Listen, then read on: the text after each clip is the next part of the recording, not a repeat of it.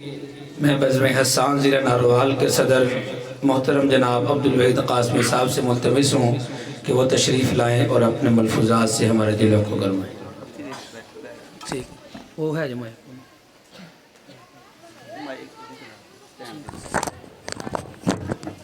Stand سے ملتے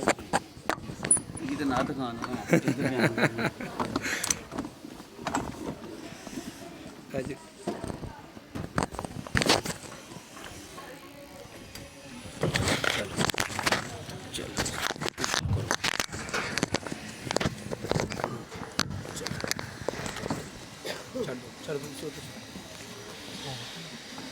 الحمدللہ وکفا والصلاة والسلام علی من لا نبی بعدہ اما بعد انا نحن نزلنا الذکر و انا لہ لحافظون۔ آج کا یہ عظیم الشان پروگرام قرآن و سنت اکیڈمی ظفروال محترم جناب حافظ عثمان نقشبندی صاحب کے زیر انتظام منعقد کیا گیا ہے۔ اسٹیج پر علاقے کی معروف شخصیت لفظوں کے بادشاہ محترم جناب مفتی شکیل صاحب دامت برکاتہم العالیہ اور علاقے کے معروف خطیب محترم جناب حسیب چودھری صاحب بھی جلوہ گر ہیں، اور ان کے علاوہ ملک کی ایک معروف شخصیت معروف نعت خوان اور نعت گو شاعر محترم جناب وسیم شہزاد صاحب بھی ابھی آپ کے سامنے اپنی کلام پیش کریں گے۔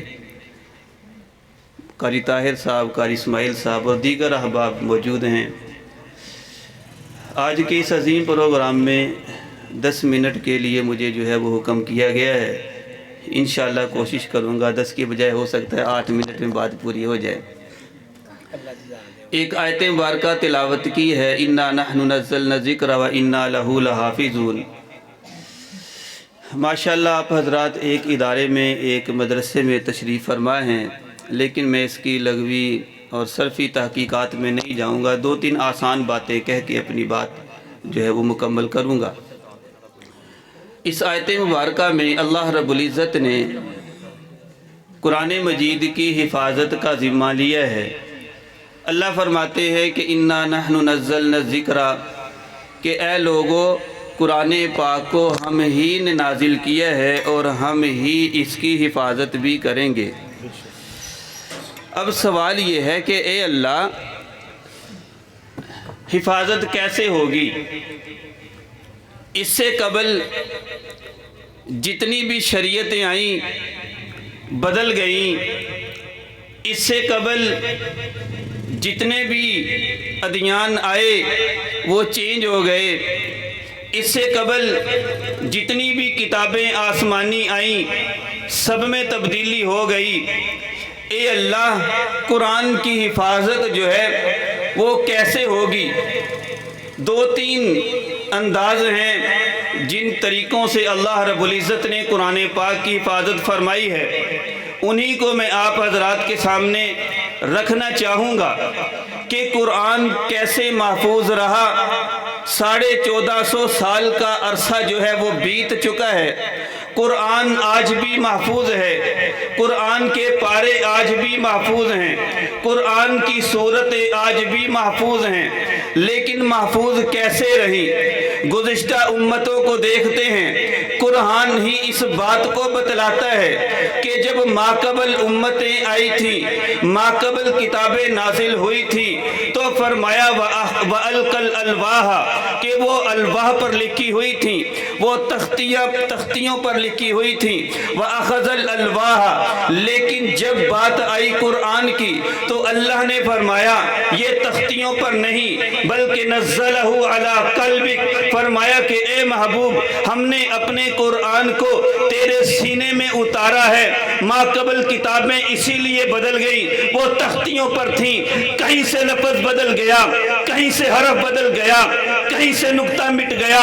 کہیں سے وہاں کے علماء نے کسی آیت کو نکال دیا، کہیں سے وہاں کے علماء نے کسی مسئلے کو بڑھا دیا، کہیں کسی مسئلے کے اندر، کسی حکم کے اندر ان کے علماء نے کمی اور بیشی کر دی۔ لیکن میرے بھائیوں، قرآن تو اللہ نے اتارا ہی دل پہ ہے۔ قرآن جبریل لے کے آئے، قرآن جبریل نے محبوب کو سنایا، محبوب نے صحابہ کو سنایا، صحابہ نے تابعین کو سنایا، تابعین نے تبع تابعین کو سنایا۔ چلتے چلتے 1450 سال بعد آج بھی یہ قرآن چلتا چلتا سینوں میں محفوظ ہے۔ تختیوں سے بدل سکتے ہو، اوراق سے بدل سکتے ہو، لفظوں سے بدل سکتے ہو، تم چینج کر سکتے ہو، لفظوں میں کمی بیشی ہو سکتی ہے، الواح میں کمی بیشی ہو سکتی ہے، کاغذوں پر لکھے ہوئے میں کمی بیشی ہو سکتی ہے، لیکن اللہ نے جو سینے میں اتار دیا اس میں کمی بیشی کیسے ہو سکتی ہے؟ قرآن کو اچھا ماقبل کتابیں آئیں، بدل گئیں، چینج ہو گئیں، لیکن قرآن نہ بدلا ہے، نہ قیامت تک بدل سکتا ہے۔ میرے بھائیوں، ذرا آج کے دور میں 2022 ہی میں آپ سوال کر لیجئے، ہندو سے پوچھئے ہمیں گیتا کا حافظ دو، سکھ سے پوچھئے گرنتھ کا حافظ دو، یہودی سے پوچھئے تورات کا حافظ دو، عیسائی سے پوچھئے انجیل کا حافظ دو، سر جھک جائیں گے۔ انجیل والے کہیں گے نہیں ہے، تورات والے کہیں گے نہیں ہے، گرنتھ والے کہیں گے نہیں ہے، گیتا والے کہیں گے نہیں ہے۔ قرآن والوں سے پوچھو، آج ہم سے کوئی یہودی پوچھے گا سر اٹھا کے جواب دیں گے، کوئی عیسائی پوچھے گا سر اٹھا کے جواب دیں گے، کوئی سکھ پوچھے گا سر اٹھا کے جواب دیں گے، ہندو پوچھے گا سر اٹھا کے جواب دیں گے۔ بتاؤ بھائی کتنے آپس چاہیے؟ ایک چاہیے، دو چاہیے، 100 چاہیے، 1000 چاہیے، لاکھ چاہیے؟ ایک نہیں، دو نہیں، 100 نہیں، لاکھوں کی تعداد میں آج ہم بھی حافظ قرآن دنیا کو پیش کر سکتے ہیں۔ میں لوگوں سے کہتا ہوں اس قوم کو کوئی کمزور نہ سمجھنا، اس قوم کو کوئی تم کمتر نہ سمجھنا، یہ وہ لوگ ہیں۔ آج کی محفل میں میں یہ بات بھی عرض کروں، میرے اور آپ کے علم میں بات ہونی چاہیے، ابوبکر صدیق بھی حافظ قرآن تھے، عمر فاروق بھی حافظ قرآن تھے، عثمان غنی بھی حافظ قرآن تھے، علی المرتضی بھی حافظ قرآن تھے، معاذ بن جبل بھی حافظ قرآن تھے، ابو موسیٰ اشعری بھی حافظ قرآن تھے، ابی بن کعب بھی حافظ قرآن تھے، عبداللہ بن مسعود بھی حافظ قرآن تھے۔ یہ ہمارے بچے یہ حافظ قرآن ہیں، ان کی نسبت ہے صحابہ کے ساتھ ہے، ان کی نسبت ہے نبی کے یاروں کے ساتھ ہے۔ خدا کی قسم قرآن کی حفاظت نبی کے یاروں نے بھی کی تھی، قرآن کی حفاظت آج کے یہ بچے بھی کر رہے ہیں۔ آخری بات عرض کر کے اپنی بات کو کلوز کرتا ہوں۔ میرے بھائیوں، اللہ نے قرآن کی حفاظت بھی کرنی ہے، محبوب کے فرمان کی حفاظت بھی کرنی ہے۔ علماء بیٹھے ہیں، فرمایا لِتُبَيِّنَ لِلنَّاسِ مَا نُزِّلَ إِلَيْهِمْ، محبوب کی آمد کا مقصد بتلایا کہ آپ نے لوگوں کو قرآن کی وضاحت کرنی ہے۔ میرے محبوب کی حدیث بھی قرآن کی وضاحت ہے۔ اللہ نے اپنے فرمان کو بھی باقی رکھنا ہے، اللہ نے محبوب کے فرمان کو بھی باقی رکھنا ہے۔ قرآن کیسے ختم ہو، قرآن کی حفاظت کیسے نہ ہو؟ میرے بھائیوں، ماقبل امتوں میں دیکھتے ہیں نبی کی سیرت بھی محفوظ نہیں ہے، نبی کا علم بھی محفوظ نہیں ہے، نبی کا طریقہ بھی محفوظ نہیں ہے۔ ادھر آئیں جہاں اللہ نے حفاظت کا ذمہ لیا ہے، قرآن کی حفاظت کا بھی ذمہ لیا ہے، محبوب کے فرمان کی حفاظت کا بھی ذمہ لیا ہے۔ یہاں تو ہمیں صحابہ نے بتلا دیا کھاتے کیسے تھے، ہم کو بتلا دیا محبوب کس ہاتھ سے کھاتے تھے، یہ بھی بتلا دیا کھانے کے شروع میں پڑھتے کیا تھے، یہ بھی بتلا دیا جب انفرادی کھاتے تھے کیسے کھاتے تھے، یہ بھی بتلا دیا جب اجتماعی کھاتے تھے کیسے کھاتے تھے، یہ بھی بتلا دیا کھانے کے شروع میں کیا دعا پڑھتے تھے، یہ بھی بتلا دیا درمیان میں کیا پڑھتے تھے، یہ بھی بتلا دیا، آخر میں کیا پڑھتے تھے یہ بھی بتلا دیا، پانی کیسے پیتے تھے یہ بھی بتلا دیا، 3 سانس میں پیتے تھے یہ بھی بتلا دیا، دیکھ کر پیتے تھے یہ بھی بتلا دیا، دائیں ہاتھ سے پیتے تھے یہ بھی بتلا دیا، بسم اللہ پڑھ کے پیتے تھے یہ بھی بتلا دیا، دیکھ کر پیتے تھے یہ بھی بتلا دیا، گھر والوں سے کیسا سلوک تھا یہ بھی بتلا دیا، باہر والوں سے کیسا سلوک تھا یہ بھی بتلا دیا، ازواج کے ساتھ کیسا اس نے سلوک تھا یہ بھی بتلا دیا، بیٹیوں کے ساتھ کیسا تعلق تھا یہ بھی بتلا دیا، صحابہ کے ساتھ کیسا تعلق تھا یہ بھی بتلا دیا، سوتے کیسے تھے یہ بھی بتلا دیا، کون سی کروٹ لیتے تھے یہ بھی بتلا دیا، اٹھتے تھے بیدار ہوتے تھے کیا دعا پڑھتے تھے یہ بھی بتلا دیا، وضو کیسے کرتے تھے